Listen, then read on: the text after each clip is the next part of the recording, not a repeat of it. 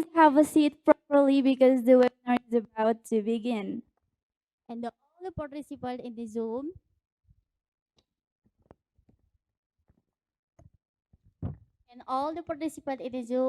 please have a nice seat in your room. You are allowed to eat or drink anyway.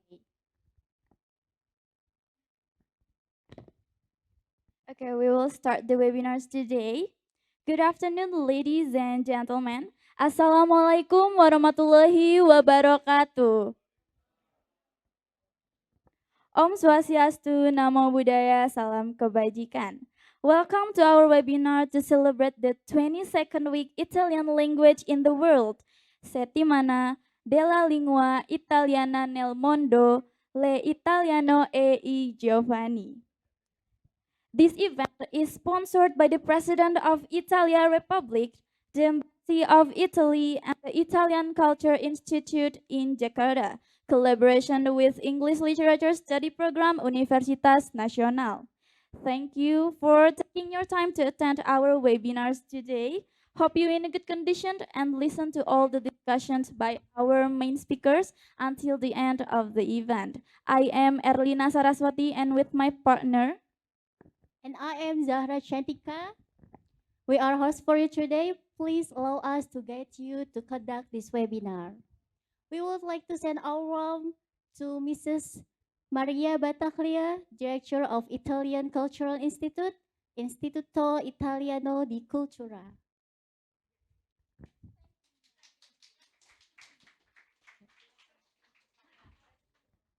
Welcome to Mr. Paolo Rondinelli from SSML Carlo Bo Bologna. Welcome to Mr. Salvatore Cingari and Mr. Federico Giordano from University for Foreigner Perugia. I also would like to greet the Academic Vice Chancellor of Universitas Nasional, Bapak Dr. Suryono Effendi, SA, MBA, MA. The Dean of Faculty of Languages and Literature, Universitas Nasional, Bapak Dr. Somadi, MPD. The Vice Dean of Faculty of Languages and Literature, Universitas Nasional, Ibu Dr. Fairuz M. Hum. The Head and Secretary of Study Program of Faculty of Languages and Literature, Universitas Nasional. Then, Office of International Cooperation, Universitas Nasional, the lecturers of Faculty of Languages and Literature, Universitas Nasional, that we cannot mention one by one. Last but not least, I would like to greet the moderator, Mrs. Antonietta Siracchi, Italian lecturer at the Embassy of Italy.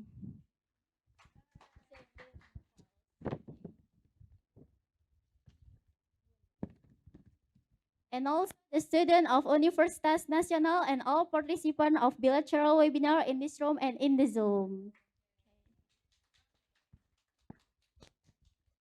ladies and gentlemen, for further information, this bilateral webinar is collaboration to the President of Italia Republic, the Embassy of Italy, and the Italian Cultural Institute in Jakarta with English Literature Study Program Universitas Nasional.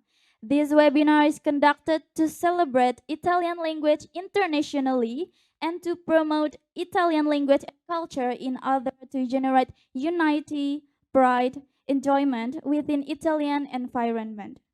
Before we begin the webinar, let's enjoy the performance of an Indonesian traditional dance from Betawi. Please welcome Tari Lenggang Nyai.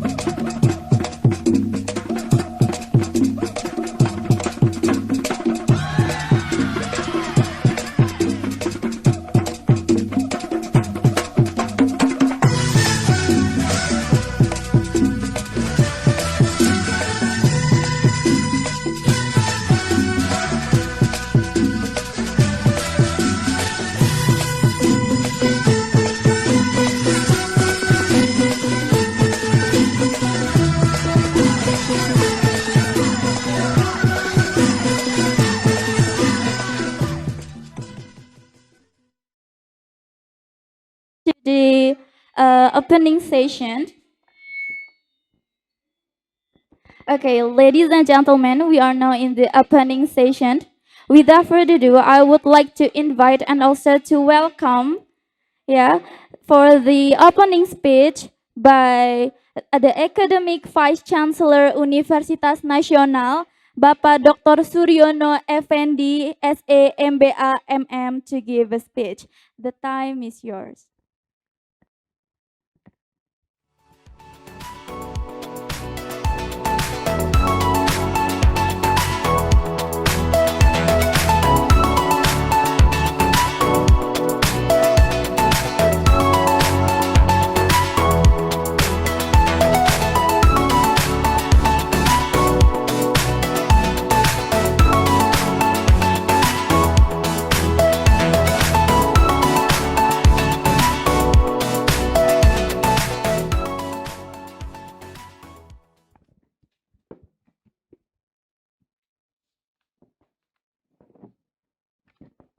Terima kasih atas waktu yang diberikan pada saya. Assalamualaikum warahmatullahi wabarakatuh. Salam sejahtera bagi kita semua. Alhamdulillah, wa syukurillah, mudah-mudahan kita dalam lindungan Tuhan Yang Maha Kuasa dan selalu mendapatkan keberkahan. Amin. Buongiorno, selamat datang kembali di UNAS kepada Ibu Maria Battaglia, Direktur Pusat Kebudayaan Italia di Jakarta atau ICC, dan juga selamat datang juga kepada Ibu Antonita Surati, pengajar bahasa Italia di Kedutaan Besar Italia, dan juga yang saya hormati Bapak Dekan, Bapak Dr. Sumadi yang hadir hari ini, dan kepada semua para hadirin, para dosen, para wakil dekan, Kaprodi, dan semua mahasiswa yang saya cintai dan saya banggakan. Welcome to Mrs. Maria Battaglia. Welcome to Universitas Nasional. Allow me to be translated today about our academic vice speech as our opening today. And welcome to Mrs. Antonietta Sireci. Welcome to Universitas Nasional. Kerjasama Universitas Nasional dengan Kedutaan Besar Republik Italia sudah berlangsung sejak tahun 2009, berbasis pada kerjasama pendidikan dan kebudayaan. Melalui kerjasama tersebut, UNAS mendapatkan kesempatan untuk mengembangkan bahasa Itali dengan kontribusi dari pemerintah Itali melalui Kedutaan Besar Itali dan Pusat Kebudayaan Itali di Jakarta. Yeah, Universitas Nasional has a collaboration with the Republic of Italy and the Embassy of Italy, and also International Cultural Italian since 2009. And so this is not the first time for us to welcome you in our university. Pengajaran bahasa Itali telah diadopsi oleh Fakultas Bahasa dan Sastra Universitas Nasional sebagai mata kuliah pilihan fakultas yang dapat diikuti oleh mahasiswa program studi bahasa dan sastra, Inggris, bahasa dan sastra Jepang, bahasa dan sastra Indonesia, dan bahasa Korea. Dan program studi lainnya di luar Fakultas Sastra. Jumlah kredit yang ditawarkan adalah 4 SKS dengan nama mata kuliah Bahasa Italia Praktis 1 dan 2. Yeah, so actually learning language and culture is not, this is not new for Universitas Nasional. We have a Korean language, Italian language, and also Japanese language as our subjects. And for specifically for Italian language and culture, we have 4 credits in English Department Study Program. Program pengajaran bahasa Itali yang diselenggarakan di Universitas Nasional ini bertujuan untuk menyiapkan para mahasiswa dan mahasiswi yang akan belajar ke Universitas Mitra di Italia. Para pengajar adalah penutur asli, kemudian rekomendasi dari Pusat Kebudayaan Italia atau ICC. Yeah, learning Italian language and culture in our department in Universitas Nasional is aimed to learn the real Italian language and culture, and it is learned and taught by a native speaker from Italian. Hybrid webinar bahasa Italia yang dilaksanakan ini adalah bagian dari penunjang pengajaran bahasa Italia. Melalui seminar ini diharapkan para mahasiswa, khususnya yang mengambil mata kuliah bahasa Italia dan hadir di ruangan seminar ini, mendapatkan pemahaman lebih mendalam tentang bahasa Italia dan konteks budayanya, serta mendapatkan kesempatan langsung untuk berinteraksi dengan para penutur asli. Penyelenggara seminar ini merupakan kerjasama kolaborasi antara Kedutaan Besar Italia, Pusat Kebudayaan Italia, dan program studi Sastra Inggris di Universitas Nasional. Yeah, well, so our webinar today is to enhancement and increase the experience of our students, especially for the students who learn Italian practical language 1 and 2.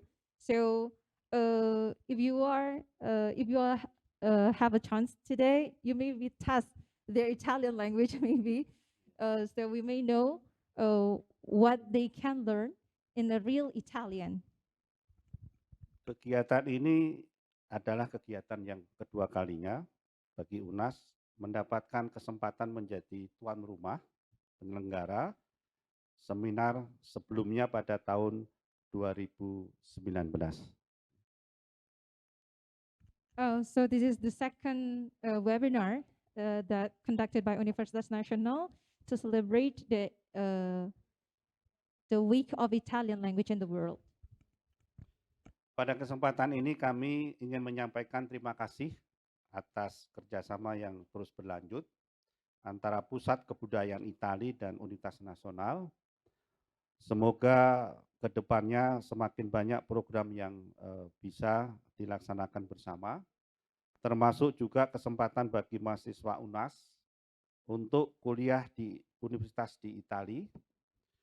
Sekarang ini UNAS mempunyai kerjasama yang masih berlanjut dengan 2 universitas di Italia, yaitu dengan University degli Studi Orientali dan University for Educational Perugia di Italia. Ya.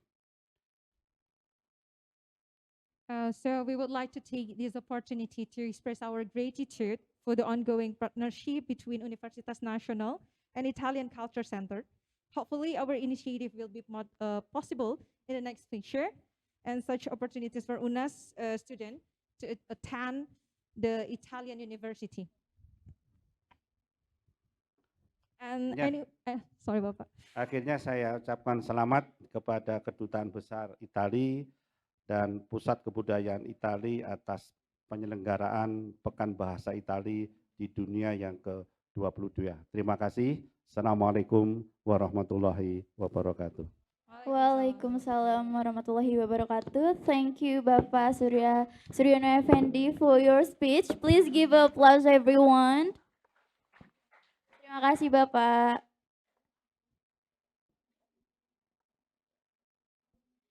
And next, I would like to welcome to our university, our lovely university, Universitas Nasional. Please welcome the director of Italian Cultural Institute in Jakarta, Miss Maria Battaglia.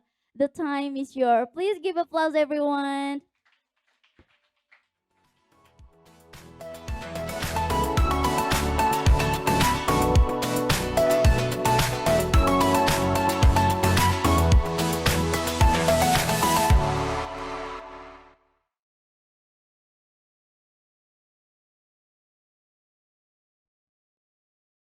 Grazie mille al vicerettore dell'Universitas Nacional, dottor Suryono Effendi, of the Universitas Nacional, Dr. Suryono Effendi. I thank you very much.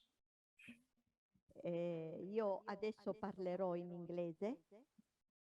I will be speaking in English right now, although I'm a bit sorry not to use my native language. Perché la lingua Interpreters apologize, but the audio is breaking up. una delle più belle lingue che ci sono nel mondo. Italian is among the most beautiful languages that we have in the world, and we all know it. Grazie. La lingua italiana è musica, è arte. We know that Italian is music, is art, Musica, it's moda, music, fashion, design design, e scienza anche. and science, of course. I would like to ask to regia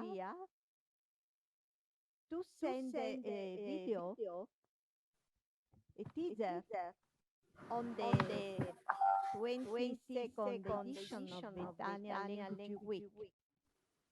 Excuse me, please.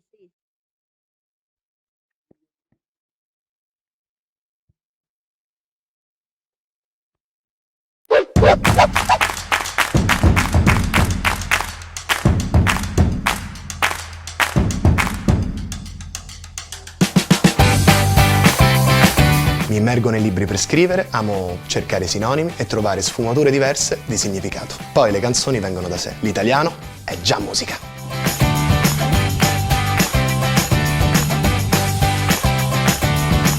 Ogni generazione per comunicare utilizza diverse espressioni. Quando parlo con i ragazzi della mia età, a volte i miei genitori non capiscono cosa dico. Ma la nostra lingua si adatta, perché l'italiano non ha età.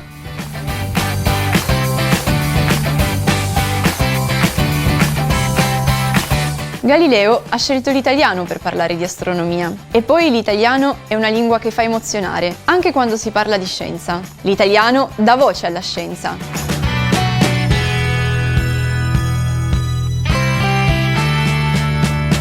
L'italiano è la lingua delle cose più belle nella vita. La musica, l'arte, l'amore, la moda. Sono stati anche i nostri pilastri della moda a rendere l'italiano così internazionale. L'italiano emoziona il mondo.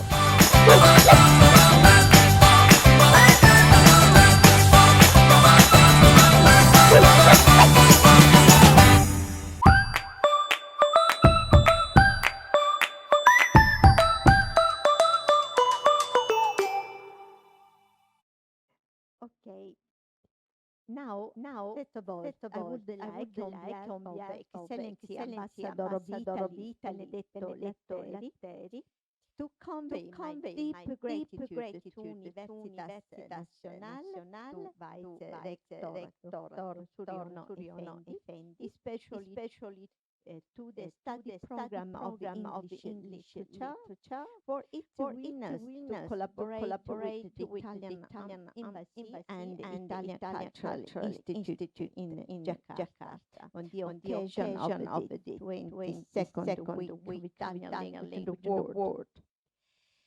The second, the Italian language week of Italian language in the world is an annual event that takes place in October, initiated by the Accademia della Crusca, is an important research institution of the Italian language. In collaboration with General Management of Promotion and Cultural Cooperation of the Italian Ministry of Foreign Affairs and International Cooperation. The aim of this event, launched in 2021, is to promote Italian language around the world. Every year, there's a different theme selected and for this year edition is l'italiano e i giovani. Italian language and the youth. As you saw in the video made by the Ministry of the Foreign Affairs, the connection between Italian language and the youth is underlined.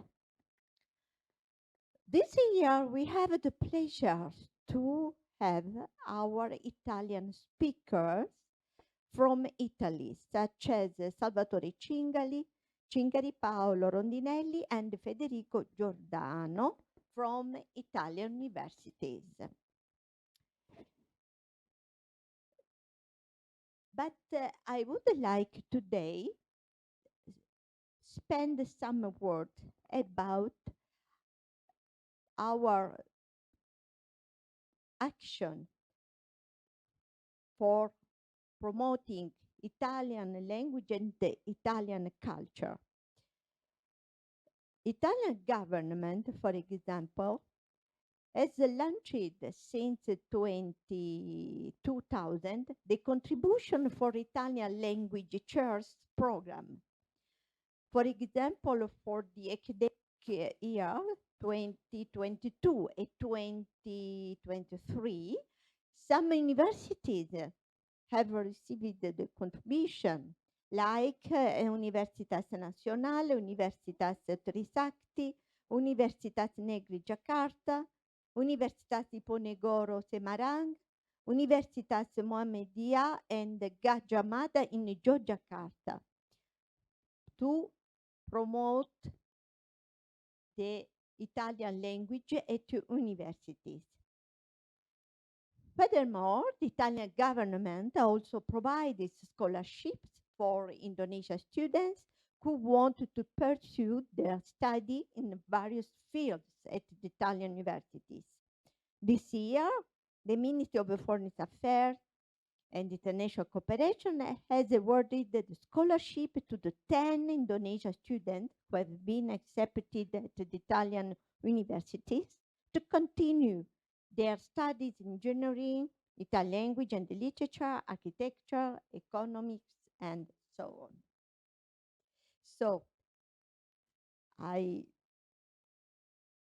thank you so much to everybody, to Mr.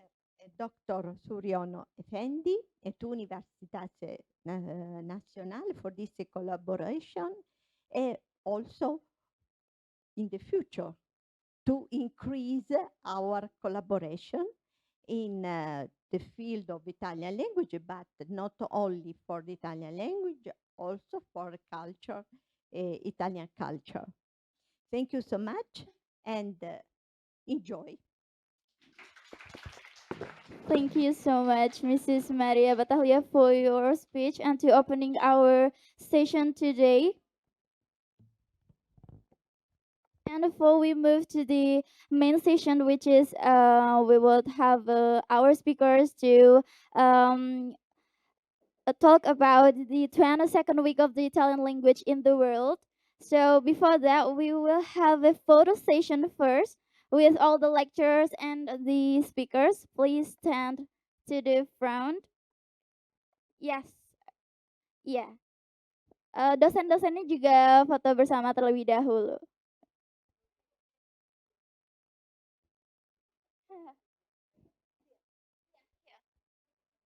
This is make line to have a good position.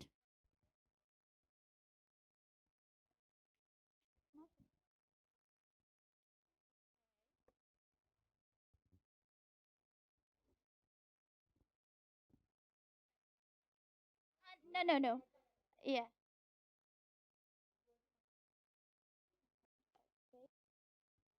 Okay. Start, yeah. Smile. 1, 2, 3. One more time. 1, 2, 3.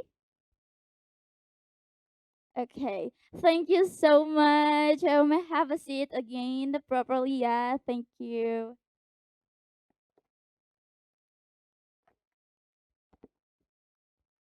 Well, without any further ado, let's begin our main session of our webinar today that will be guided by the one and only moderator, Mrs. Antonietta Sireci.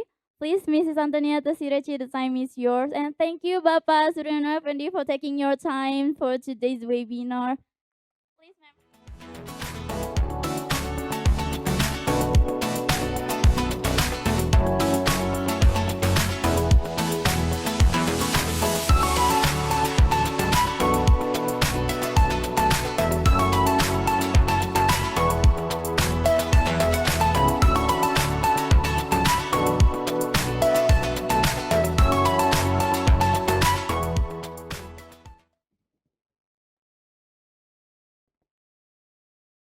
Thank you very much for introducing me.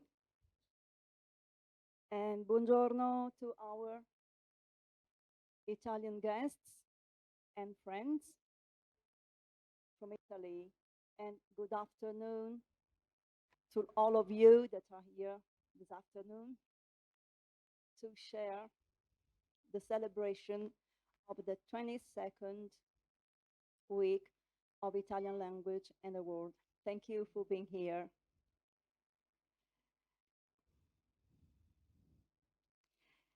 It's a pleasure and an honor for me to be here. And let me introduce our dear Italian guests.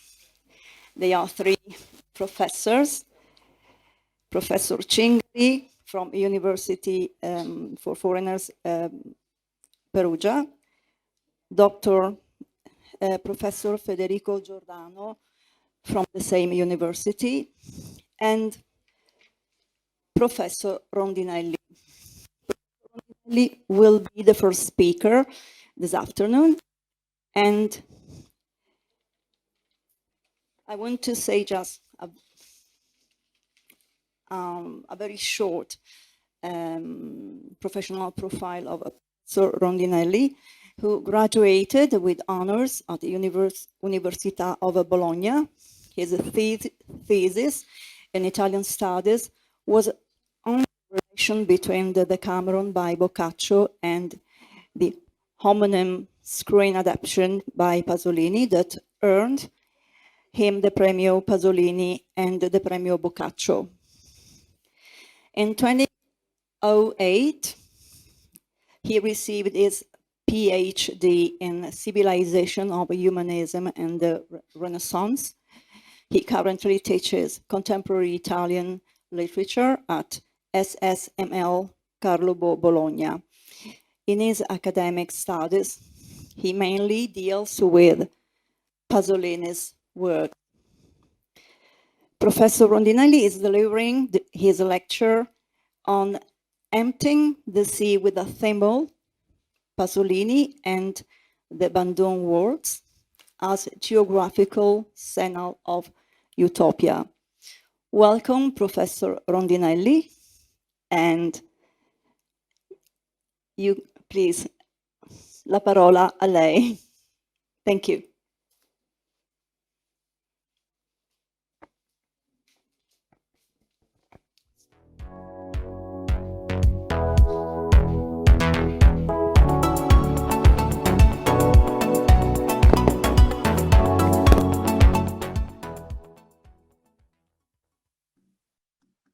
Buongiorno, io vi ringrazio molto dell'invito. Good morning. I thank you for inviting me and for the introduction. I would like to share with you a PowerPoint presentation. Ma non so se sia possibile. I'm not sure whether that is possible.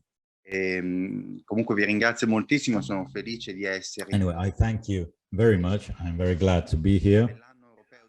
And in the European Year of Youths, it is a pleasure for me to be here with you, albeit remotely, to talk about the concept of utopia, which has always been associated with the younger generations. Utopia means hope, means wanting to improve, having faith in the future, in the possibility of refounding the future. From a linguistic standpoint, it is a cultural item, culture voice, which derives from utopos, not meaning venue, but venue that doesn't exist, and the ideal venue in terms of religion, politics, and social aspects, which is not found in reality. The matrix is Platonic, but we go back to the 1600 by Thomas More, who wrote In un luogo utopico è dunque diverso dal non place that is non-utopic is different from an anthropological venue.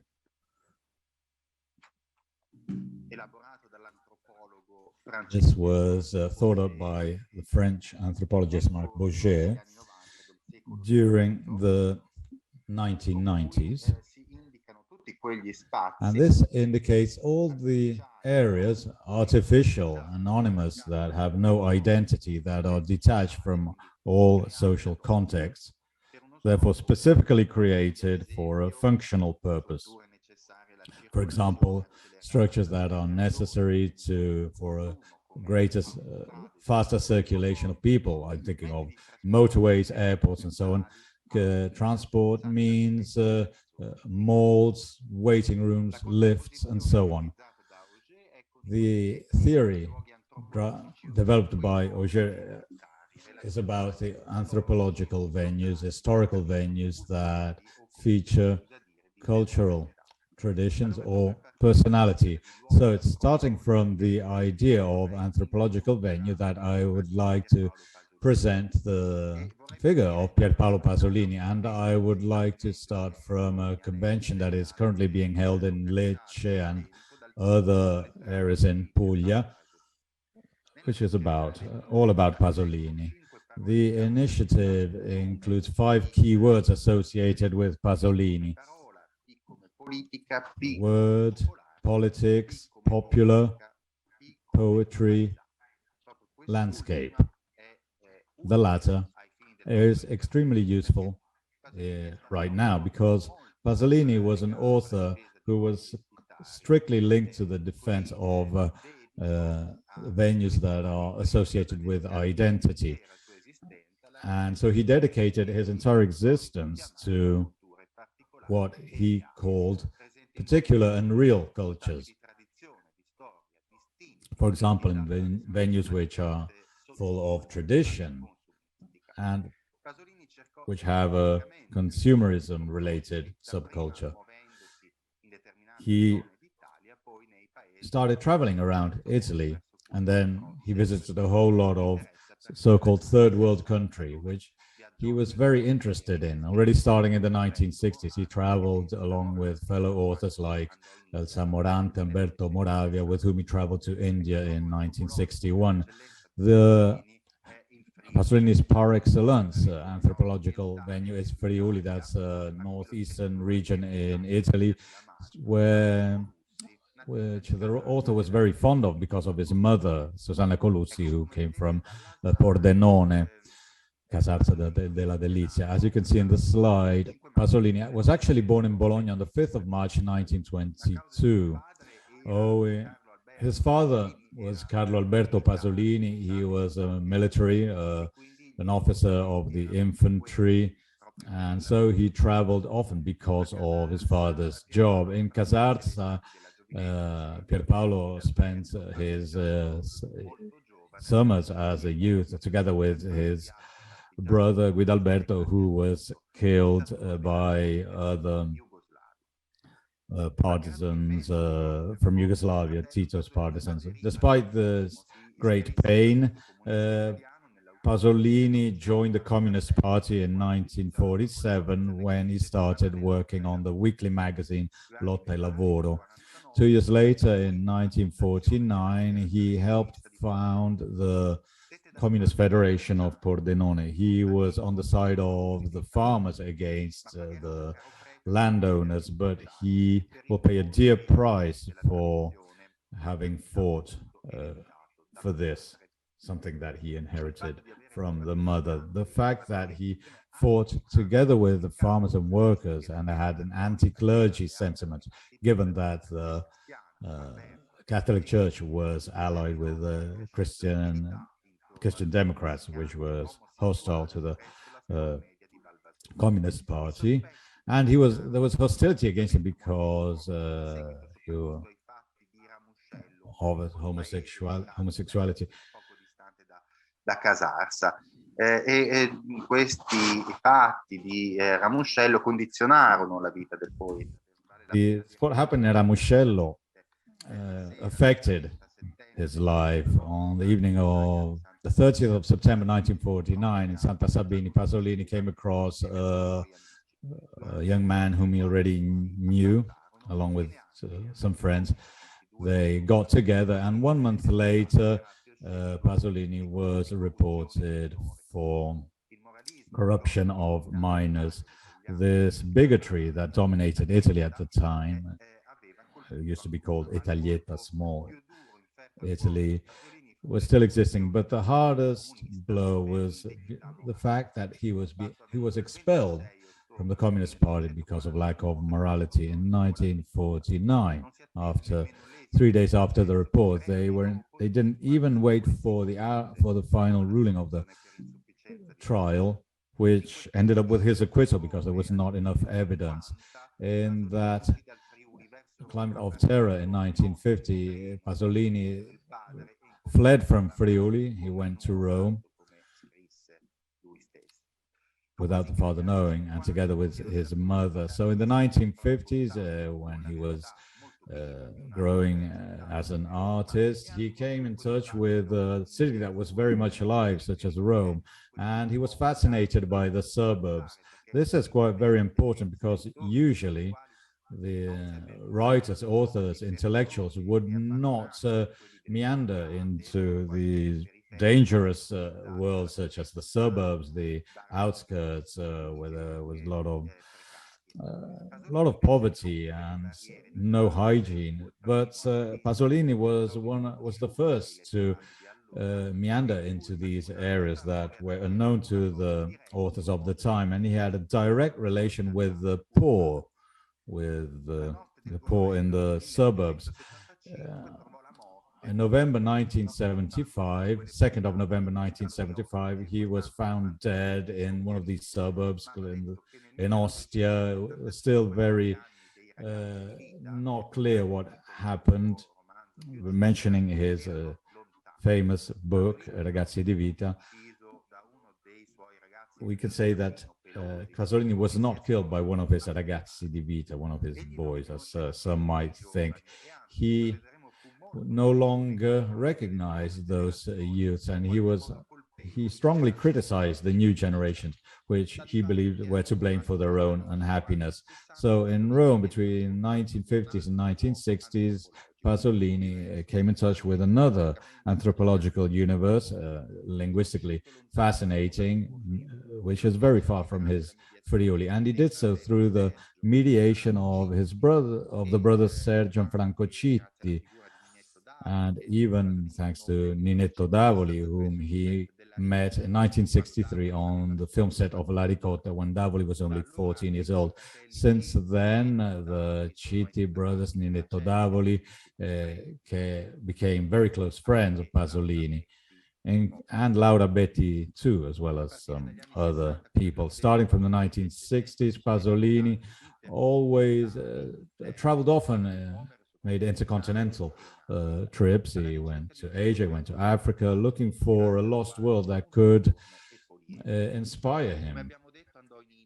As we said, he went to India in 1961, and he went back in 1960s to shoot the documentary film on India. Still with Moravia, he traveled to Africa in 1969, which is the setting of some of his films like Edipo Re, Medea, and Appunti per un'Orestia de Africana, which are all focused on the transposition of the Greek myth and Greek tragedy in the anthropological venues of the Third World.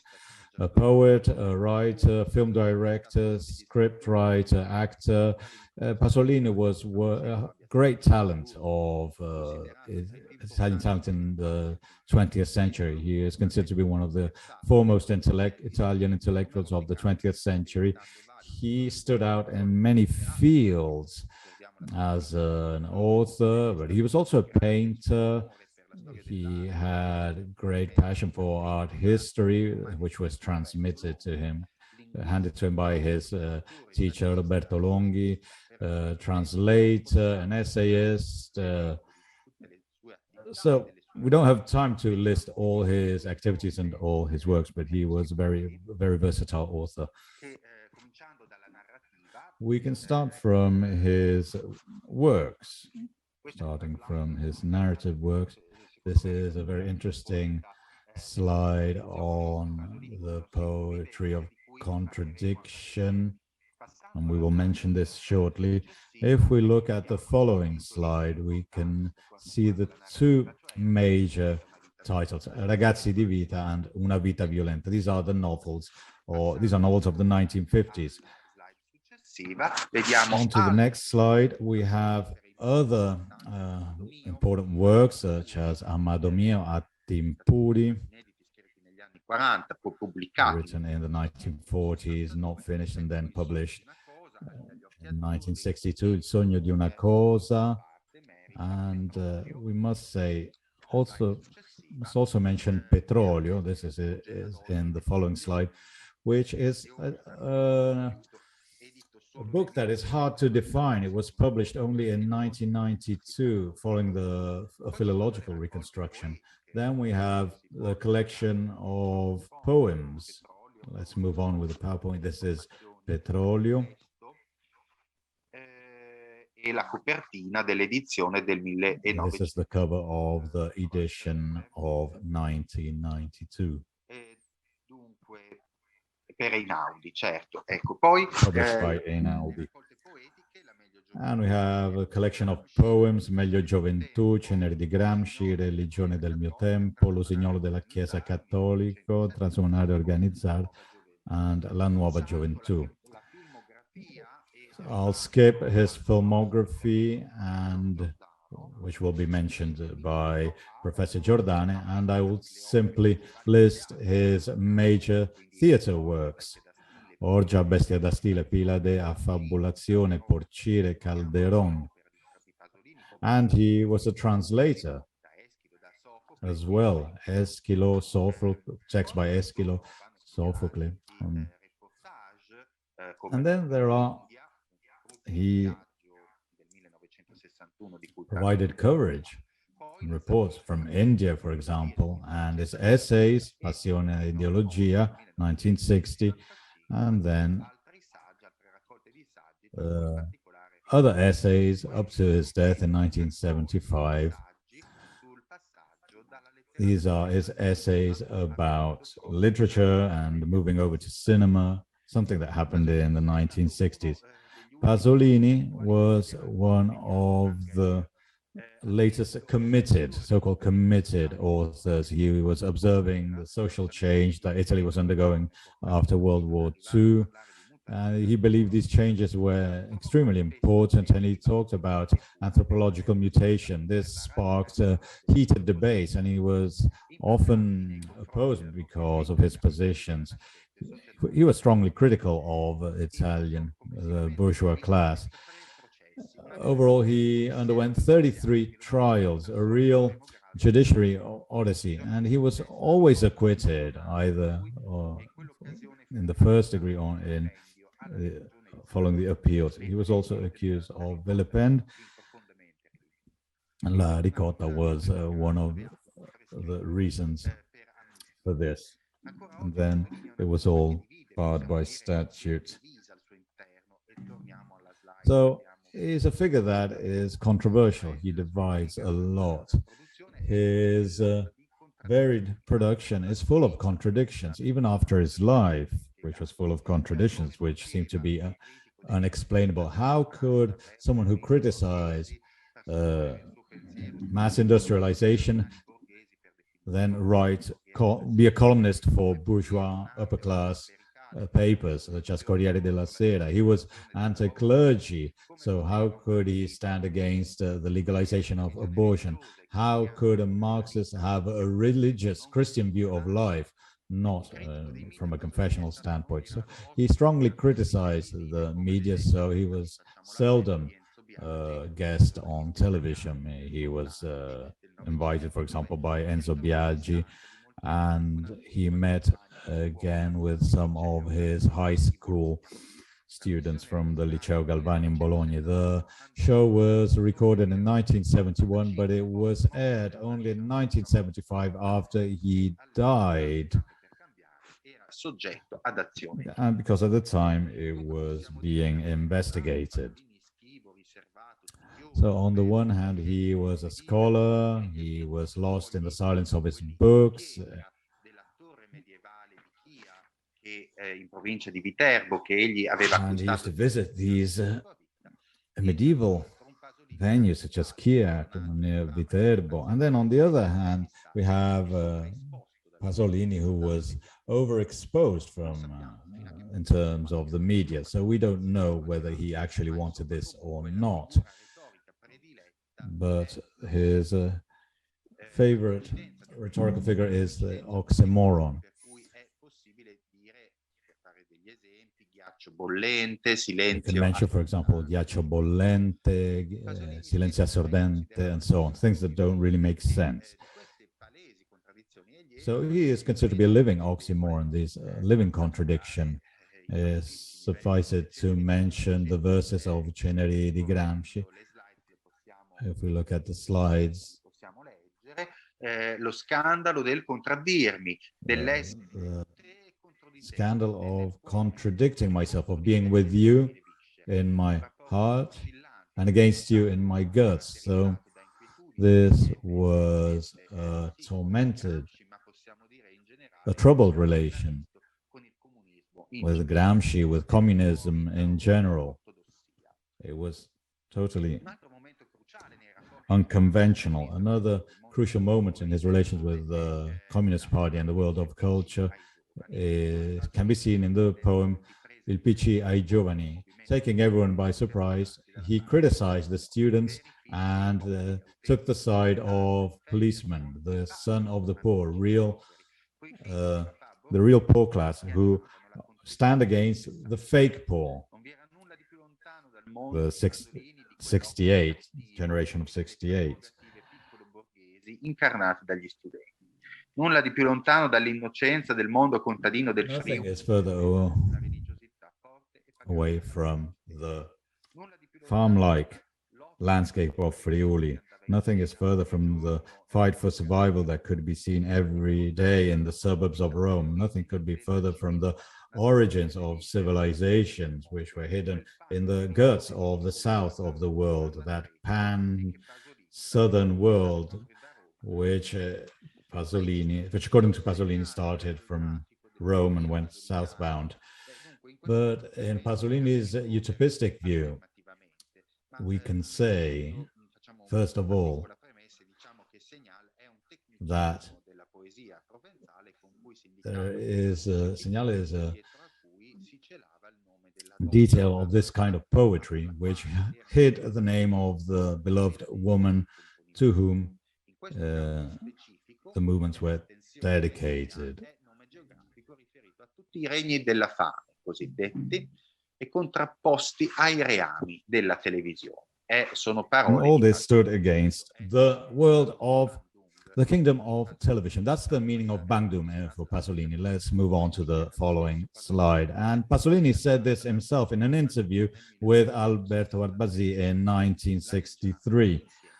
Let's read it together. I'll use this word Bandung in its full meaning, including the rebirth, the fight for a rebirth, the path to be followed to reach us here in this historical context. I use this word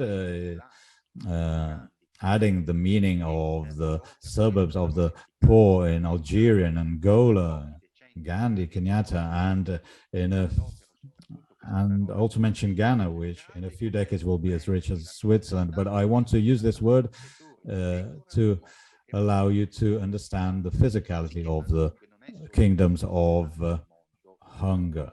So that's the whole Bandung world. So riassunta nel toponimo e la preistoria del neocapitalismo. La meccanicità. So this is precisely the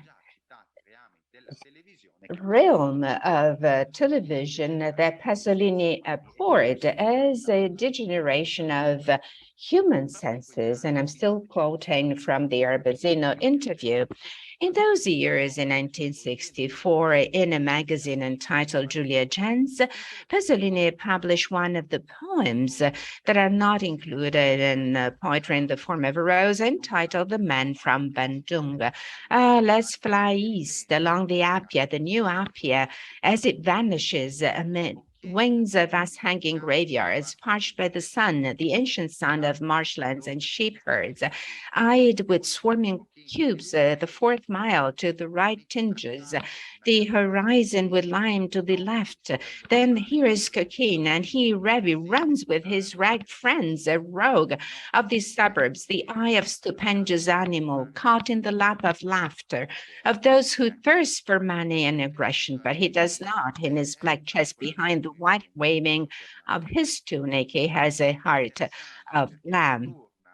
Speaking out, and the boy Revi runs along with this idea. The reference to Revi in The Man from Bandung is interesting because it refers back to the story of Revi, the third chapter of The Scent of India, another key book in the economy, in the talk we're developing today. So also, Moravia made a reportage about his travel to India entitled An Idea of India, but the scent of Pasolini is very different from the idea of India, because Pasolini is a traveler personage, not a traveler narrator as Moravia is.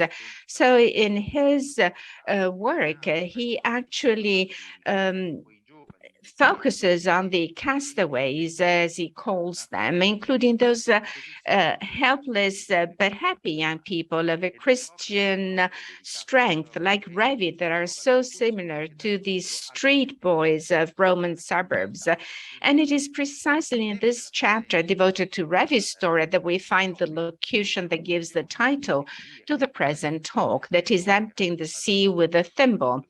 And the issue of this use of locutions, proverbs, and idioms is still to be studied in depth. So it's important to try and understand where this expression comes from. We in Italian actually use that we actually want to empty the sea with a spoon, but the reference tradition is of a Christian tradition, in particular St. Augustine, for the episode when he is faced with a child scooping water with a shell.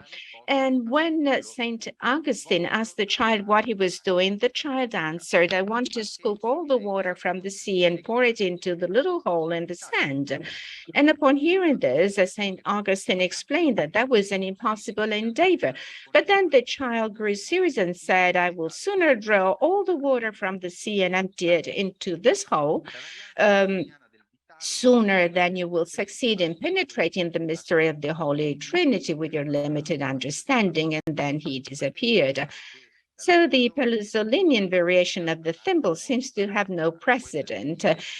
What is really certain is that we see a precise race, that of idealists, which also Samorente, the writer, belonged, as Walter C.T. has always pointed out.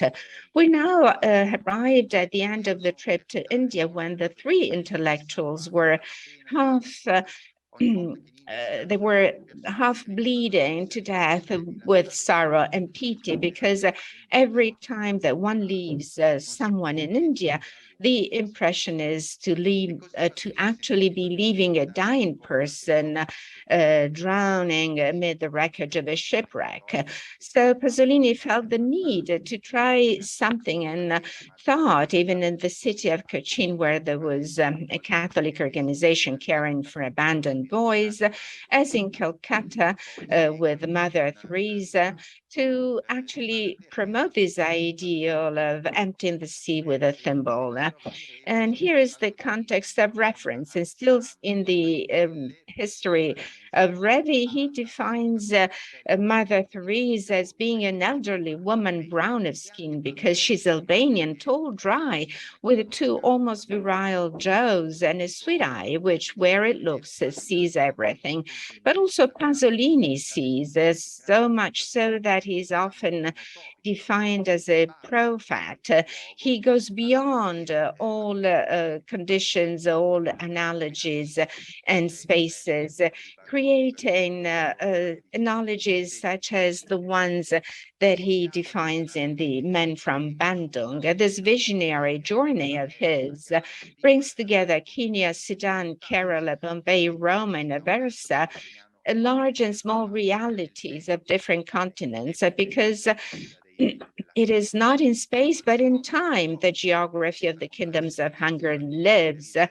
And so it is time outside the history with a capital H that characterizes the Western models of development. And as with the ancient Greeks, for Pasolini, the time of happiness is not in a time to come attainable along the linear and progressive axis of history, but rather a cyclical time of nature, revolutionary time, because it always implies a return that from this extol revolution of consumptions, then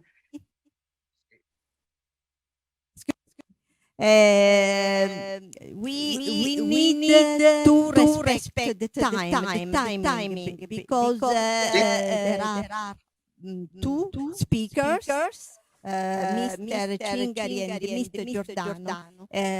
Otherwise, we don't have to finish, and also to give some opportunity to students to ask to our speaker, our guest.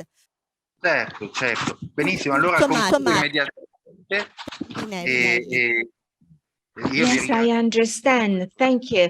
I will wrap up and ask and tell you that I really have appreciated these opportunities that has been given to me to participate in the 22nd week of Italian language in the world, to talk about one of the most controversial intellectuals of Italian culture. Pasolini is deeply associated with the concepts of utopia. And Pasolini, for many years, has acted and has been a revolutionary, far more modern than any revolutionary, who was able to read well the times that he was actually living in. And I would like to quote from Andrea De Zotti, who defined him as an admirable teacher when he was actually being a teacher in the Friuli region. He was always very attentive to young people that he's always loved. He was a true educator, an emancipating pedagogue, or to say it with Professor Zanzotto, a miserable and powerless Socrates of the 20th century. Thank you. Thank you very much.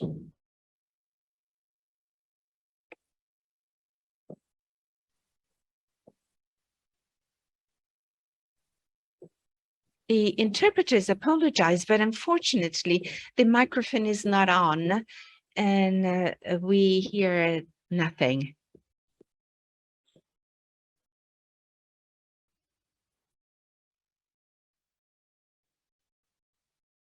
Noi non sentiamo. We cannot hear either. Say the speakers. Thank you very much, Professor Rondinelli. Thank you for your interesting lecture.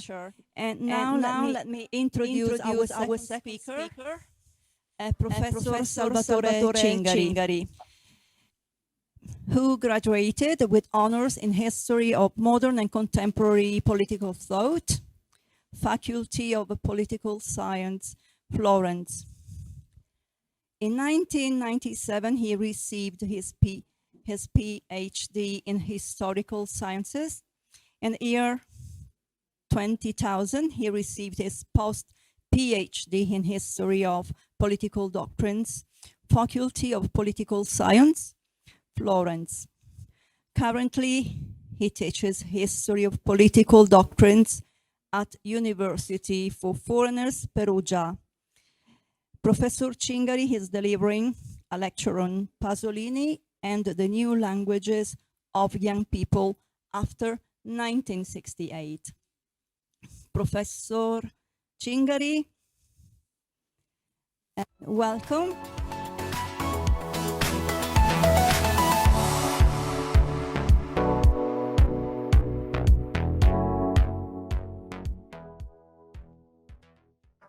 Grazie, buongiorno di nuovo a tutti. Per me Thank you very much, and good morning and good afternoon to all of you. It's a great pleasure for me to participate in this webinar and to be with you, though remotely in Jakarta. Just before the pandemic broke out, I spent a few days in Jakarta, and I was able to really establish important friendships with Dr. Battaglia that I had already met years before in Algeria. So let me say that I feel at home in Jakarta.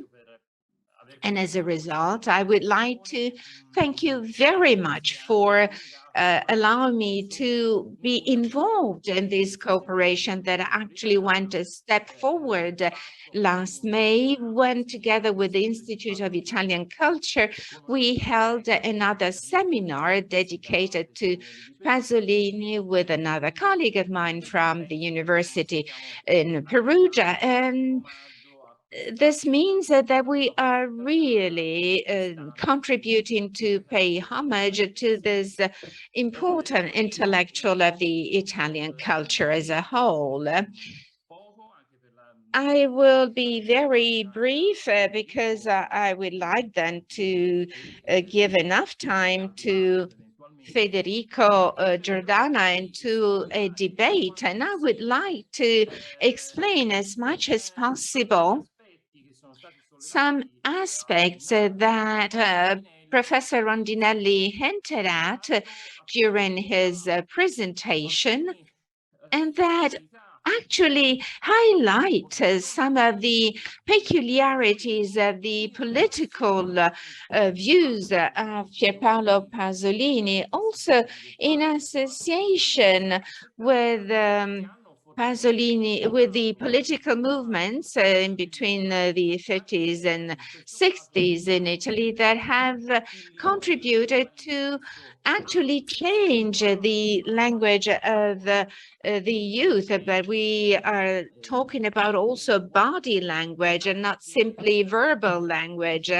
So we are also encompassing the language of campaigns and advertisement.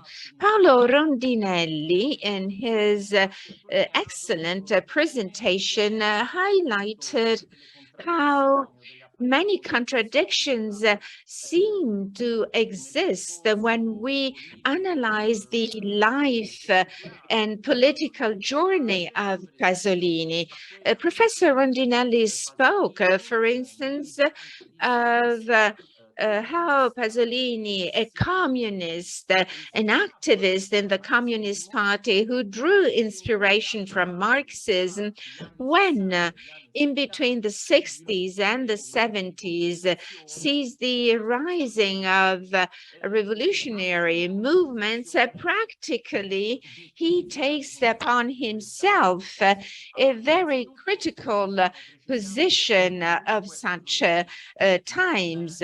So let me just first and foremost specify that obviously he is not against the movements in 1968, in the revolutionary movements of those times. He is always supportive of leftist movements and protests, but it's also true to say that he is very critical of certain positions. But let me also point out that the very same Communist Party at the time is very much detached from the youth protests, because from the political standpoint, we will see that it will actually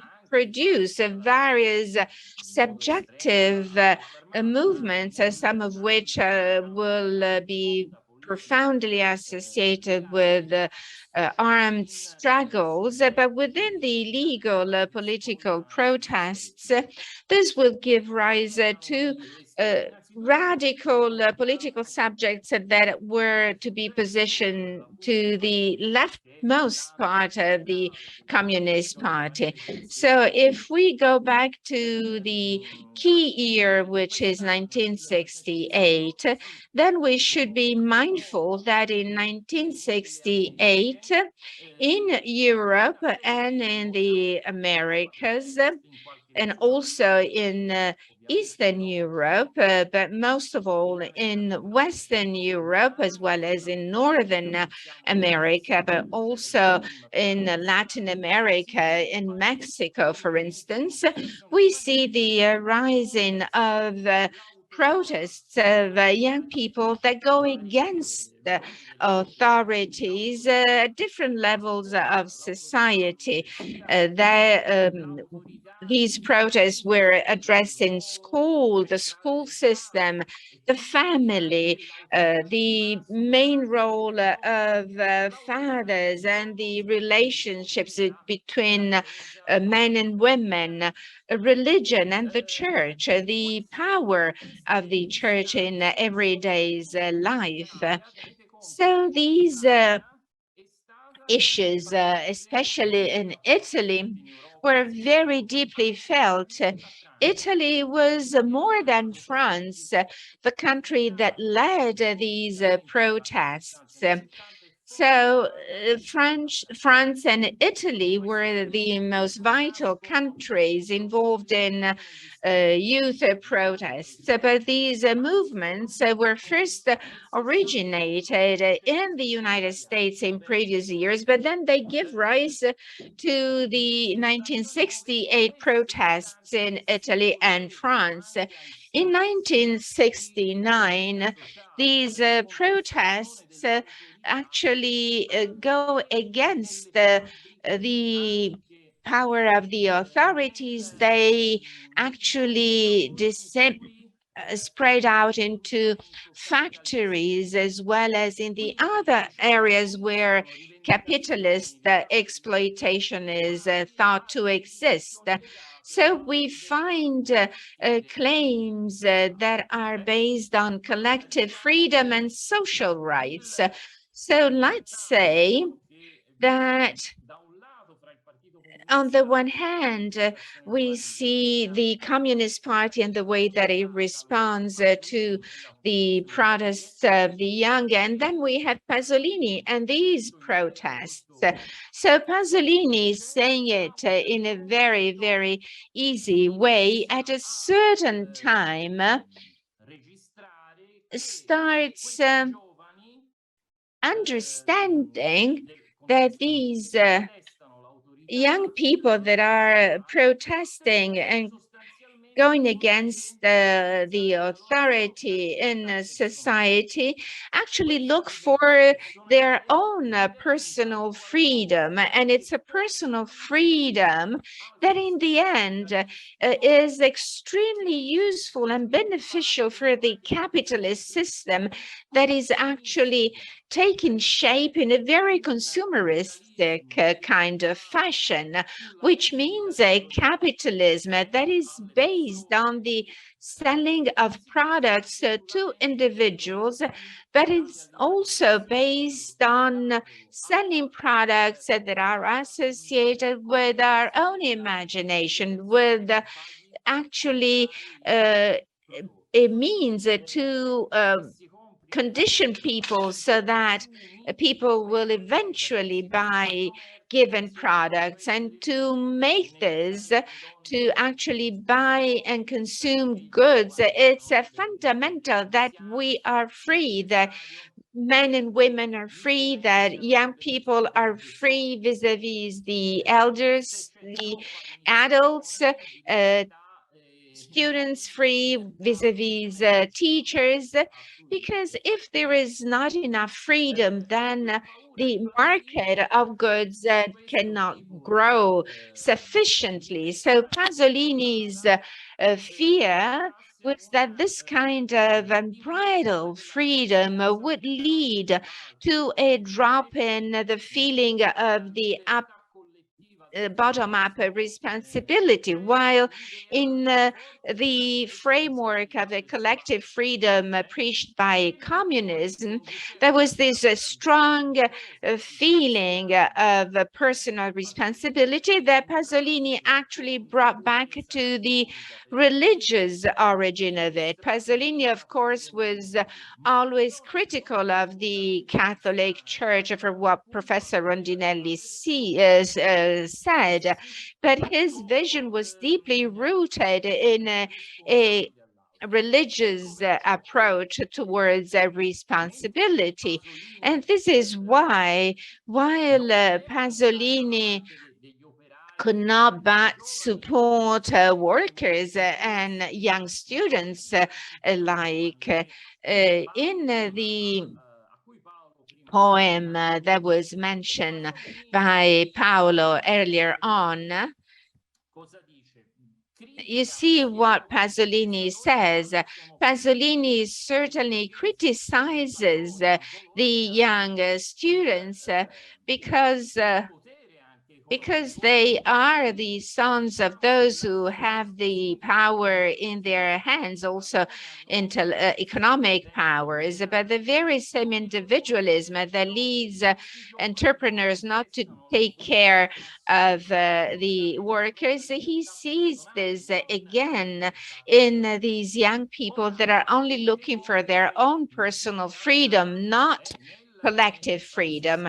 So if you consider that in between 68 and 69, we see the actual shaping of an alliance between workers and students. In 1968 in Italy, we actually have a sort of bonding between workers and students in terms of affirming individual and social rights. And from this point of view, the criticism by Pasolini may not be right for that historical period. But if we look back on it with our situation nowadays, we realize that he was able to detect trends that would have developed in later years, and trends that we see nowadays, because we see that our world has the affirmation of individual freedoms, the so-called civil rights. Unfortunately, that doesn't happen everywhere, but this is so at least in Europe and in the United States. So there is a trend to stand up and uphold individual freedom, the freedom of people, the freedom to divorce, the freedom to travel everywhere and to have a life as anybody wishes. But there is no longer an attention to collective freedoms or to the right to work and to work in a safe way. So all of these aspects that are associated with social solidarity no longer exist. And this social solidarity for Pasolini was rooted in the past, that is in Italy,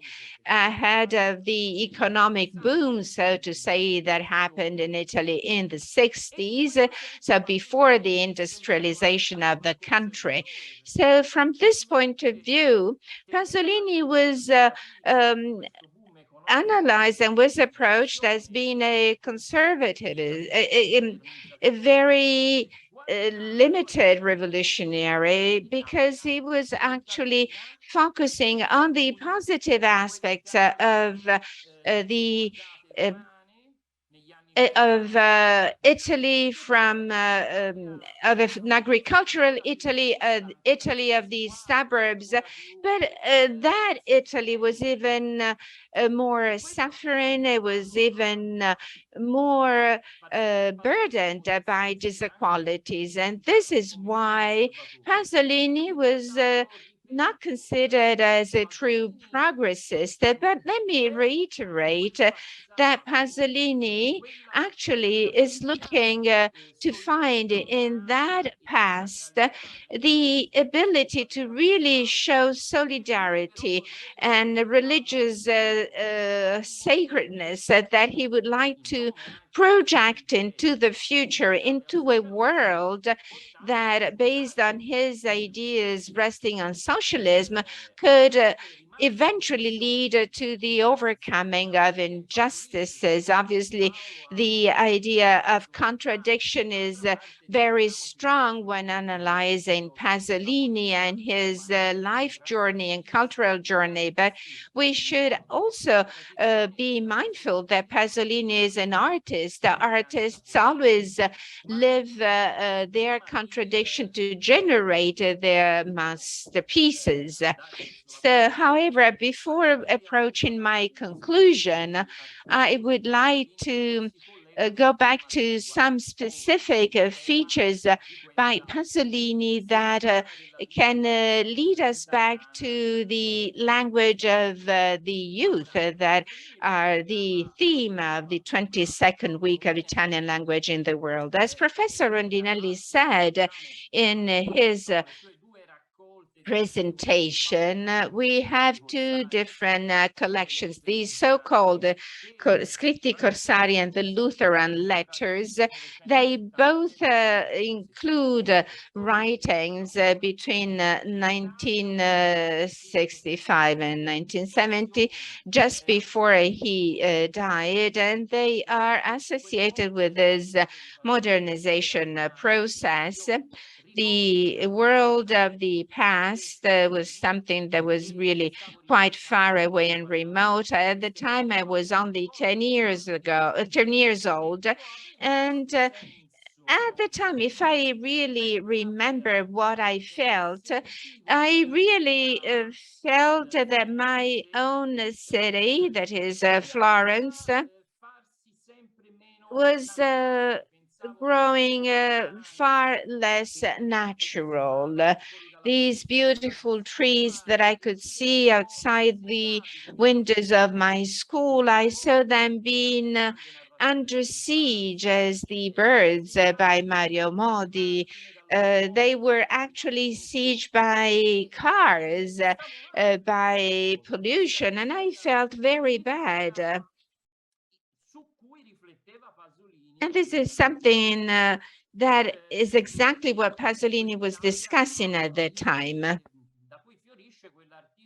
rimasto famoso come l'articolo delle lucciole, no? In cui Pasolini dice sono spariti. It was famous, like the article about fireflies. Fireflies have disappeared. So in Italy and Europe, not only fireflies have disappeared, we don't have those small flies, those midges. I remember when I was driving in the car, the windscreen was full of them. And so Pasolini was reporting the disappearance, the fact that they were going extinct. I don't know if you still have fireflies in here, but in Jakarta, but there are very, very few in Italy. So some of Pasolini's writings concern the very linguistic aspect. This is the Mondadori, the edition published by Mondadori, and the essays and works on society, and this includes Scritti Corsari and Scritti Luterani. So on the 7th of January 1973, we have the Discorso dei Capelli. What does it mean? This means hair, the speech of hairs, literally. So hairs can be read as a proper language, and he is referring to people with long hair. So who are the people who had long hair? The so-called hippies, who no longer cut their hair, so they let their hair grow, and or their hair was just going up like it happens, like mine. Unfortunately, my hair is still growing. Or they had long hair going down their shoulders, and that's what hippies started to do in the United States, above all in the early 1960s. And in 1968, it became widespread fashion, a widespread trend. So what is Pasolini fearing? He used to fear the fact that this could become a trend, a fashion, the very fact that it could become a trend, because he criticized society, especially homologation. He thought that consumerism, new capitalism would lead the youth to believe they are revolutionary, but what they are actually doing everything, they're following fashion, they are following the orders of commercials, and Pasolini defined this as a new form of fascism, more dangerous than the historical fascism, because the historical one used strength but did not change your soul, while consumerism acts effortlessly, but it changes your soul deep inside. So what is this Discorso dei Capelli, this speech of hairs by Pasolini say?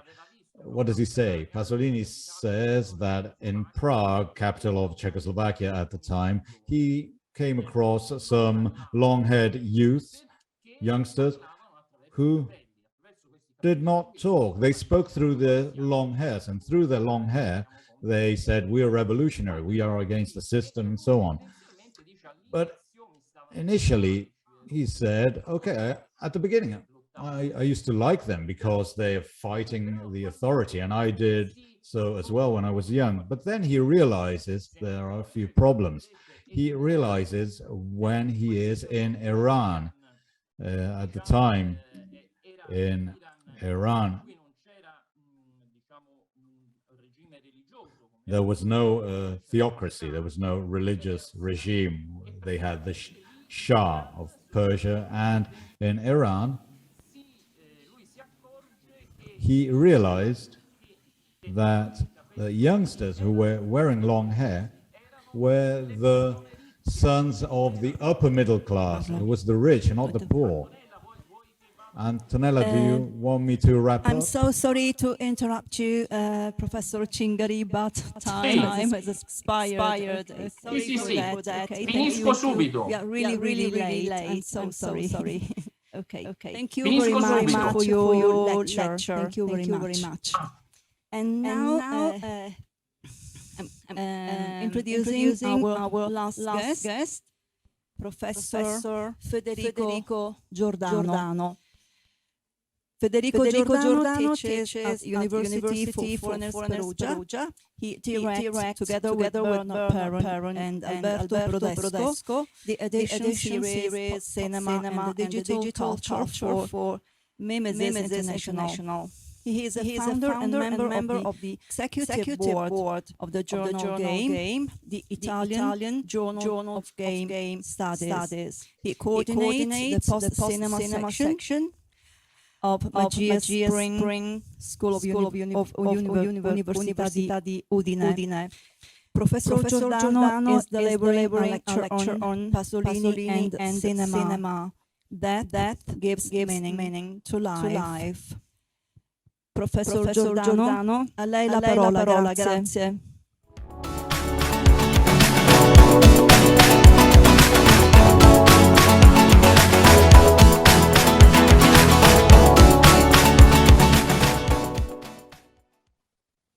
Grazie. Anche io ringrazio I too would like to thank Maria Battaglia, Antonietta Sireci, Deputy Director, and the other speakers. I'll try to be brief, and this will be quite a challenge for the interpreters because I'll have to reduce my presentation. I thought it could be a 30-minute presentation, so I'll be very brief. I will not share the several videos as I initially thought I would. I'll go back to what was mentioned before. If I can share the screen, I will show you my PowerPoint. Otherwise, I'll just move on. As we're saying, Pasolini, at a certain point in his life, he moves to Rome. In Rome, he hangs out with some intellectuals. He becomes an intellectual on a national level, not only on a regional level. And among these intellectuals, there are a whole lot of people who are involved with cinema. He sets up a private school and he will study scriptwriter Vincenzo Cerami, who is a very important scriptwriter of Italian cinema. That's who he would become. He wrote Life is Beautiful, among others. So he started working on other scripts, and he gradually becomes an expert of that Roman world and the Roman suburbs. Inizierà a declinare I suoi testi. He then would begin to further analyze his topics from in the cinematographic sphere. So Marxism, the outcasts, the anarchical refusal of power, which destroys society, and great empathy for the outcast, for the very last, the poorest of the poor, who don't even have children. His first film is Accattone. He was almost 40, so somewhat late in his life. It was initially supposed to be produced by Federico Fellini, who had recently started his own production company, and his assistant was supposed to be Bertolucci, so important names. But when Fellini saw the first rehearsals of the film Accattone, he considered the film to be extremely immature, basically a bad film, and decided not to produce it. And this caused a fracture in a friendship that had been going on for long between Fellini and Pasolini. But the producer then realized that however raw that film may have seemed, it was somehow interesting. So he offers some important assistants and collaborators, and the film is eventually completed. What is Accattone? It's the story of these Roman outcasts, including Accattone, who live on the outskirts of society. They're in and out of prison. They are pimps. They go with prostitutes. They protect prostitutes. And then what happens? Accattone, the character, dies, and nobody knows why. The Italian society is a society that Pasolini considers to be racist with the outcast, with the poorest. And Pasolini knows that these outcasts don't have a developed political consciousness. He knows that their rebellion can only be individual. However, he considers them to be innocent in a way. He considers them not to be corrupted yet by the society of consumerism. So the controversy here is the fact that the upper middle class, the bourgeois, forgets the outcast. Sometimes Pasolini had the real outcasts from the suburbs participate in the film shootings and made things a little complicated. But something that Pasolini has always had is mixing, blending what ups and downs. So he had studied authors from the 14th century with Alberto Longhi, and painters and authors, and then he mixes this vision with the Roman suburbs, which had never known cinema. Death is a very strong element. Death gives meaning to life and makes the life of these outcasts something extremely significant. It makes their life sacred. It takes the life away from history and converts it into a myth. And Pasolini in Rome works for the first time with a great actress, Anna Magnani, though they don't really get along.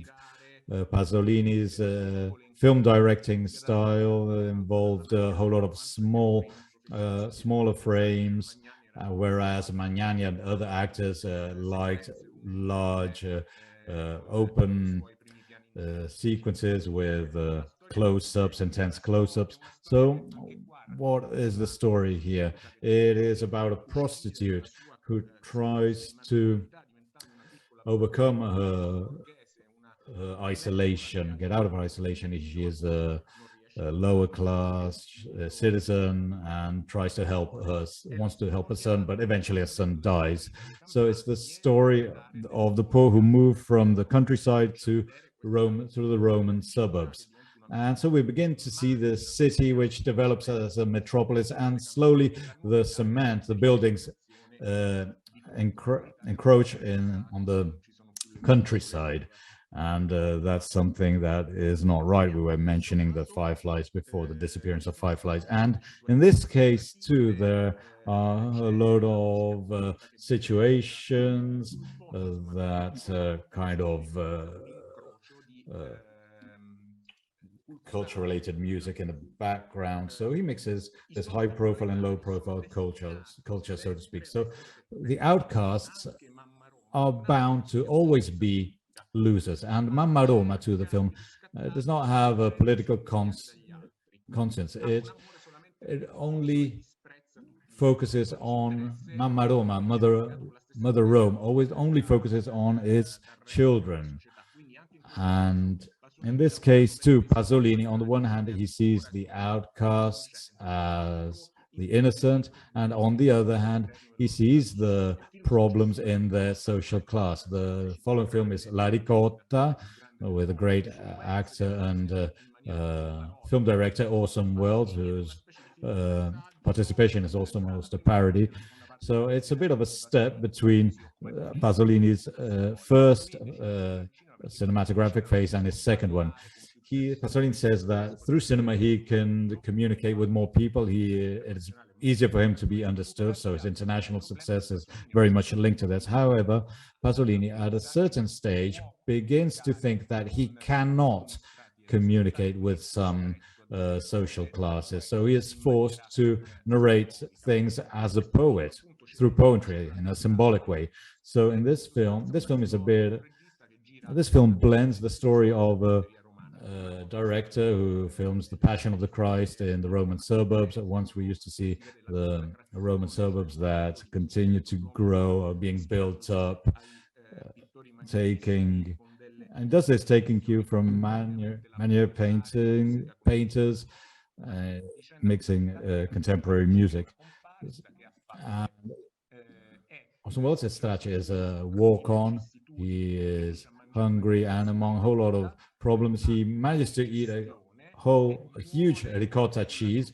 Then he has indigestion, and he dies on the cross. So he becomes the Christ of the outcasts. So, and in the end, Orson Welles then says, poor Stracci, dying, it was the only way to remind us he was alive.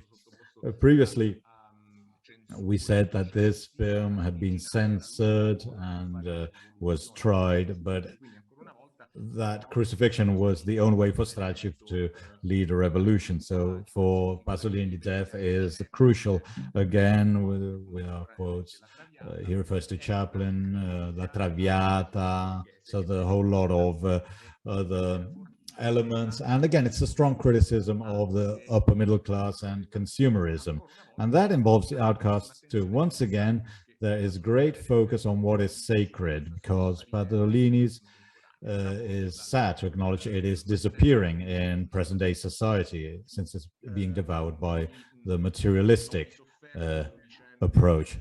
I will not mention further details of censorship, but let's move on to Vangelo secondo Matteo, film 1974. In Assisi, Pasolini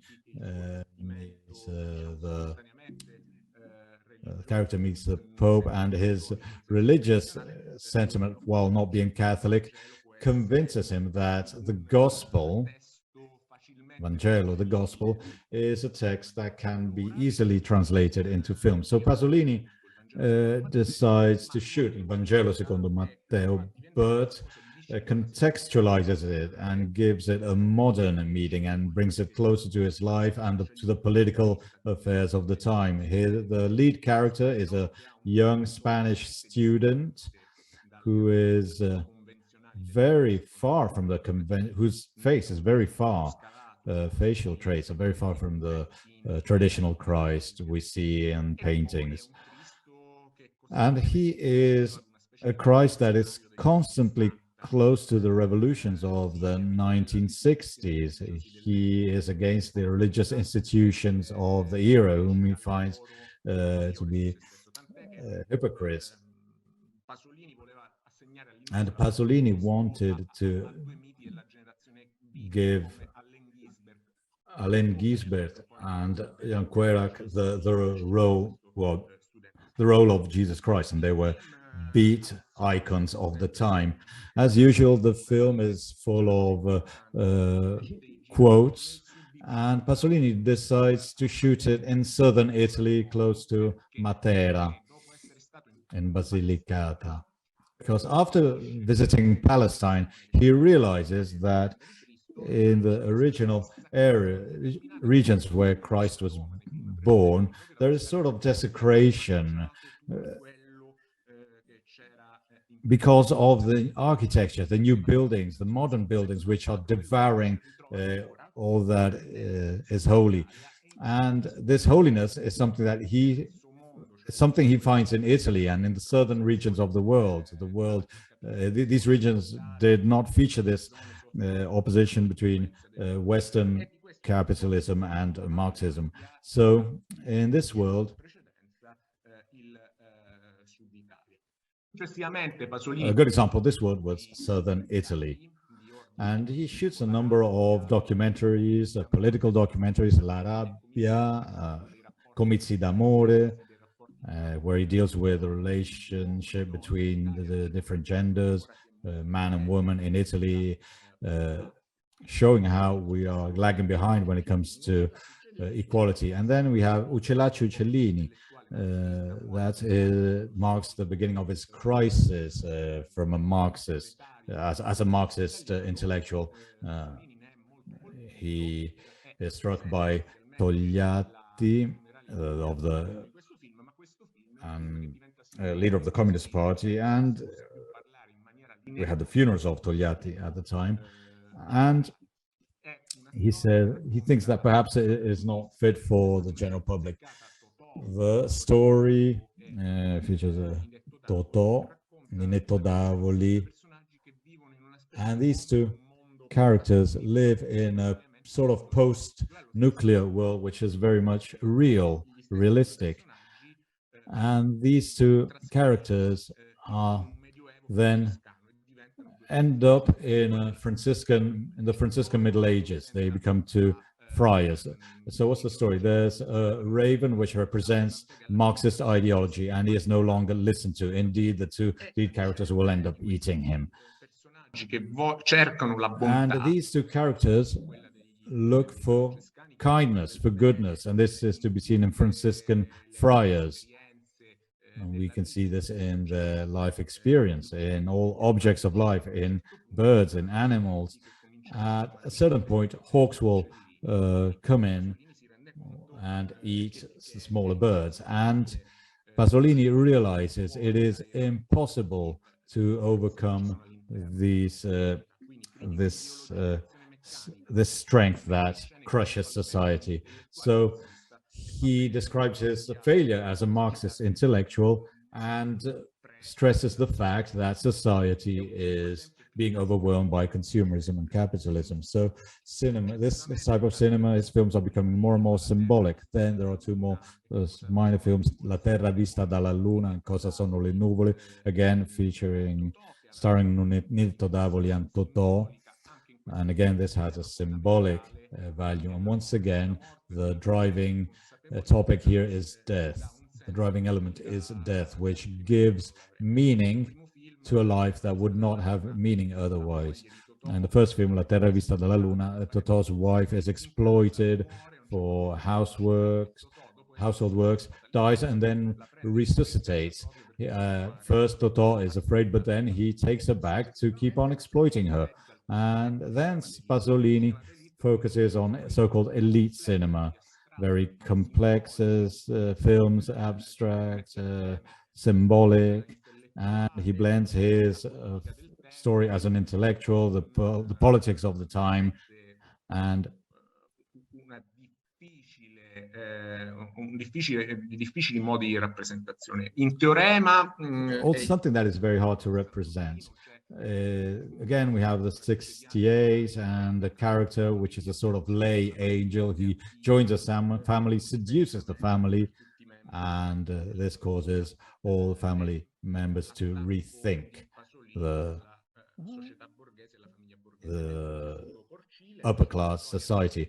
In Porcile, the story is about the son of an industrialist who is in love with his pigs, and simultaneously there's a story of prehistoric cannibals on Mount Etna. So this metaphor, what does it mean? On the one hand, it entails continuity between Nazism and modern society, because at a certain stage, the tycoon, father of this pervert son, will join forces with a German industrialist, and they carry on like this. So Pasolini also sees in this prehistoric society something that goes beyond the law, beyond rules, and there's something that terrorizes him. The following films, indeed, are dedicated to mythology, and they will try to bring back, focus on Oedipore and Medea, bring them back to present day.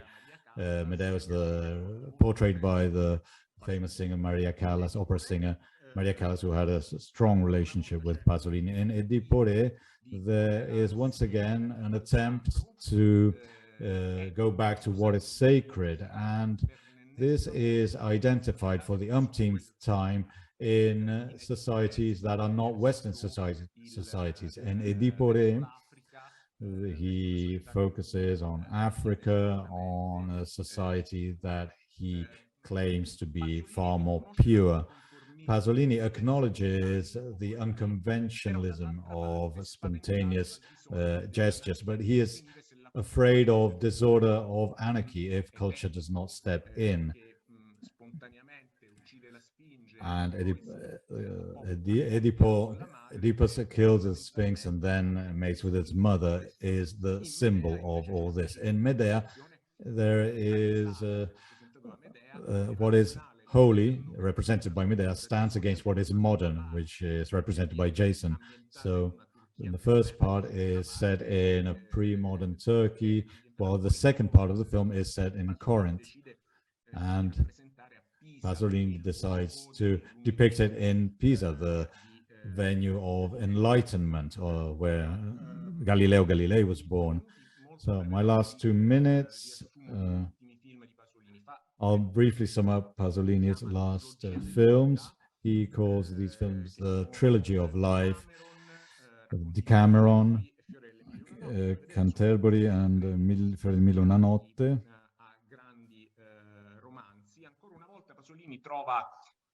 All based on famous novels. And he sees the possibility of salvation in these regions in the south of the world. And indeed, these films are often dubbed into Italian using dialects or accents from southern Italy.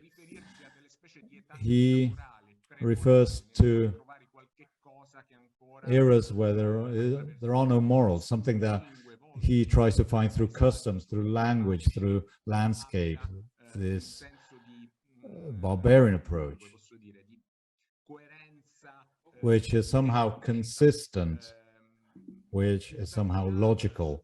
However, after these 3 films, which don't cause spark debates. He focuses on the trilogy of life, and he will say that the sex and bodies he represented in previous films have been totally degenerated in modern society, and he will shoot his final film, the most extreme one, Salò 120 giornate di Sodoma, which is about some intellectuals, libertarian intellectuals that during the Republic of Salò, as fascism was dying, kidnap a group of youths in the countryside and torture them terribly. And in the meantime, they tell each other about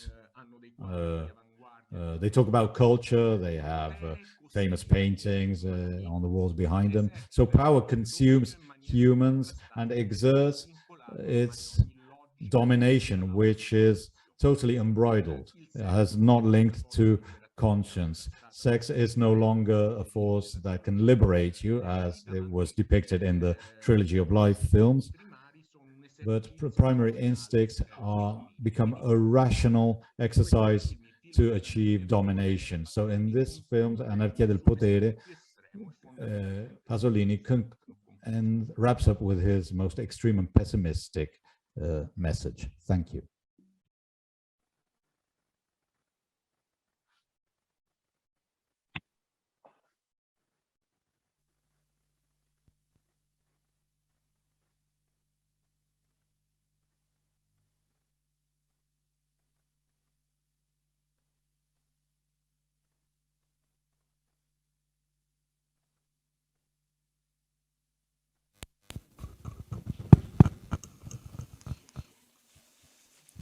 Thank you very much, Professor Giordano, and thank you to the other two speakers, Professor Rondinelli and Professor Cingari. Now it's the question answer time, and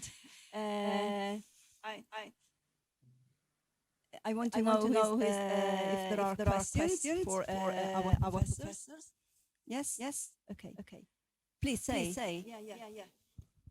Wait a moment. Okay. Come here.